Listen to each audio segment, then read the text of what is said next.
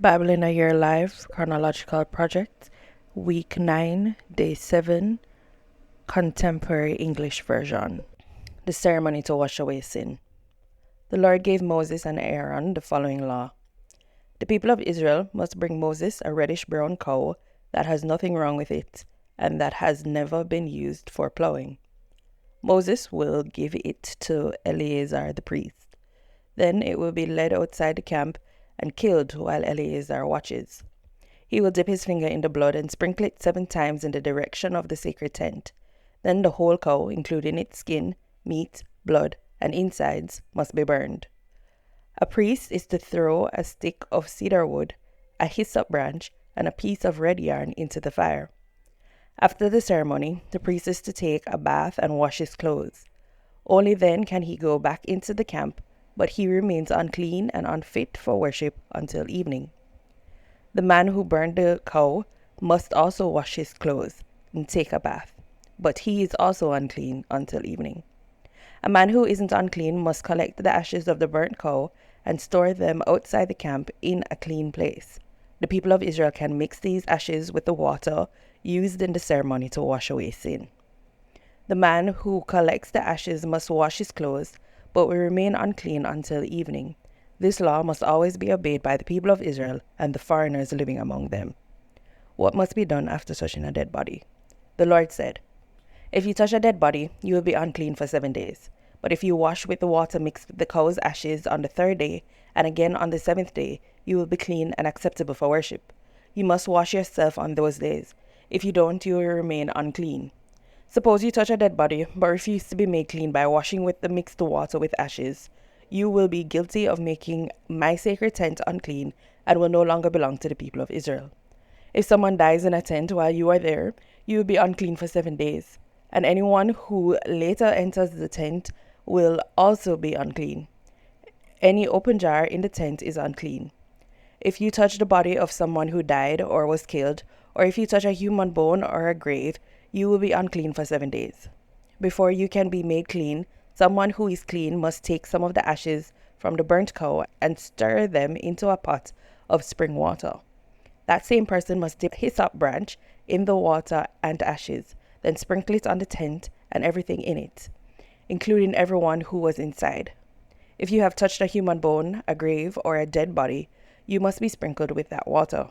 If this is done on the 3rd day and on the 7th day, you will be clean. Then, after you take a bath and wash your clothes, you can worship that evening. If you are unclean and refuse to be made clean by washing with the water mixed with ashes, you will be guilty of making my sacred tent unclean, and you will no longer belong to the people of Israel. These laws will never change. The man who sprinkled the water and the ashes on you when you were unclean must also wash his clothes, and whoever touches this water is unclean until evening. When you are unclean, everything you touch becomes unclean, and anyone who touches you will be unclean until evening." Water from a rock. The people of Israel arrived at the Sin Desert during the 1st month and set up camp near the town of Kadesh. It was there that Miriam died and was buried. The Israelites had no water, so they went to Moses and Aaron and complained. "Moses, we'd be better off if we had died along with the others in front of the Lord's sacred tent. You brought us into this desert, and now we and our livestock are going to die. Egypt was better than this horrible place. At least there we had grain and figs and grapevines and pomegranates. But now we don't even have any water." Moses and Aaron went to the entrance of the sacred tent, where they bowed. The Lord appeared to them in all his glory and said, "Moses, get your walking stick." Then you and Aaron called the people together and command that rock to give you water. That's how you will provide water for the people of Israel and their livestock. Moses obeyed and took his stick from the sacred tent. After he and Aaron had gathered the people around the rock, he said, "Look, you rebellious people, and you will see water flow from this rock." He raised his stick in the air and struck the rock 2 times. At once, water gushed from the rock, and the people and their livestock had water to drink. But the Lord said to Moses and Aaron, "Because you refused to believe in my power, these people did not respect me, and so you will not be the ones to lead them into the land I have promised." The Israelites had complained against the Lord, and he had showed them his holy power by giving them water to drink. So they named the place Meribah, which means complaining. Israel isn't allowed to go through Edom. Moses sent messengers from Israel's camp near Kadesh with this message for the king of Edom. We are Israelites, your own relatives, and we're sure you have heard the terrible things that have happened to us. Our ancestors settled in Egypt and lived there a long time, but later the Egyptians were cruel to us, and when we begged our Lord for help, he answered our prayer and brought us out of the land. Now we are camped at the border of your territory, near the town of Kadesh. Please, let us go through your country. We won't go near your fields or vineyards, and we won't drink any water from your wells. We will stay on the main road until we leave your territory. But the king of Edom answered, No, I won't let you go through my country, and if you try, we will attack you. Moses sent back this message. We promise to stay on the main road, and if any of us or our livestock drink your water, we will pay for it. We just want to pass through. But the king insisted, You can't go through our land. Then Edom sent out its strongest troops to keep Israel from passing through its territory. So the Israelites had to go in another direction. Aaron dies. After the Israelites had left Kadesh and had gone as far as Mount Hor on the Edomite border, the Lord said, Aaron, this is where you will die. You and Moses disobeyed me at Meribah, and so you will not enter the land I promised the Israelites. Moses, go with Aaron and his son Eleazar to the top of the mountain. Then take Aaron's priestly robe from him and place it on Eleazar. Aaron will die there. Moses obeyed, and everyone watched as he and Aaron and Eleazar walked to the top of Mount Hor. Moses then took the priestly robe from Aaron and placed it on Eleazar. Aaron died there. When Moses and Eleazar came down, the people knew that Aaron had died, and they mourned his death 30 days.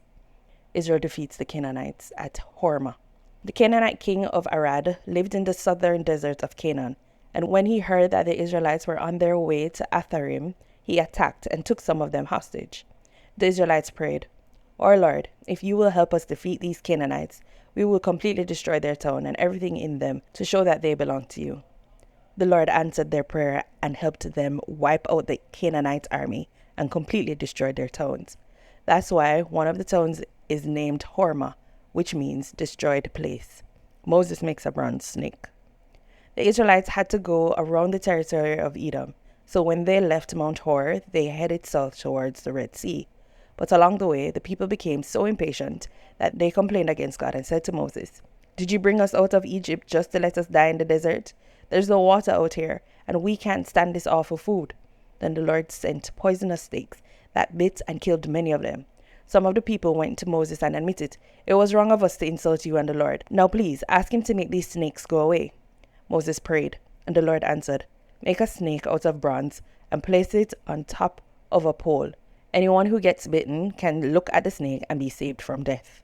Moses obeyed the Lord, and all of those who looked at the bronze snake lived, even though they had been bitten by the poisonous snake. Israel's journey to Moab. As the Israelites continued their journey to Canaan, they camped at Oboth, then at Abarim in the desert east of Moab, and then in the Zerad Gorge. After that, they crossed the Arnon River Gorge and camped in the Moabite desert bordering Amorites' territory. The Arnon was the border between Moabites and Amorites. A song in the book of the Lord's battles mentions the town of Waheb with its creeks in the territory of Supah. It also mentions the Arnon River with its valleys that lie alongside the Moabite border and extend to the town of Ar. From the Arnon, the Israelites went to the well near the town of Beer, where the Lord had said to Moses, Call the people together, and I will give them water to drink. That's also the same well the Israelites sang about in their song, Let's Celebrate, the well has given us water. With their royal scepters, our leaders pointed out where to dig the well. The Israelites left the desert and camped near the town of Mattanah, then at Nahali, and then at Bomath. Finally, they reached Moabite territory, where they camped near Mount Pisgah in a valley overlooking the desert north of the Dead Sea. Israel defeated King Sihon, the Amorite. The Israelites sent this message to King Sihon of the Amorites. Please let us pass through your territory. We promise to stay away from your fields and vineyards, and we won't drink any water from your wells. As long as we're in your land, we'll stay on the main road. But Sihon refused to let Israel travel through his land. Instead, he called together his entire army and marched into the desert to attack Israel near the town of Jahaz. Israel defeated them and took over the Amorite territory from the Arnon River Gorge in the south to the Jabbok River Gorge in the north. Beyond the Jabbok was the territory of the Amorites, who were much stronger than Israel. The Israelites settled in the Amorite towns, including the capital city of Heshbon, with its surrounding villages. King Sihon had ruled from Heshbon after defeating the Moabites and taking over their land north of the Arnon River Gorge. That's why the Amorites had written this poem about Heshbon. Come and rebuild Heshbon, King Sihon's capital city. His armies marched out like fiery flames, burning down the town of Ar and destroying the hill along the Arnon River. You Moabites are done for. Your god Chemosh deserted you. They were captured, taken away by King Sihon, the Amorites. We completely defeated Moab. The towns of Heshbon and Dibon, of Nophah and Medeba are ruined and gone. After the Israelites had settled in the Amorite territory, Moses sent some men to explore the town of Gezer.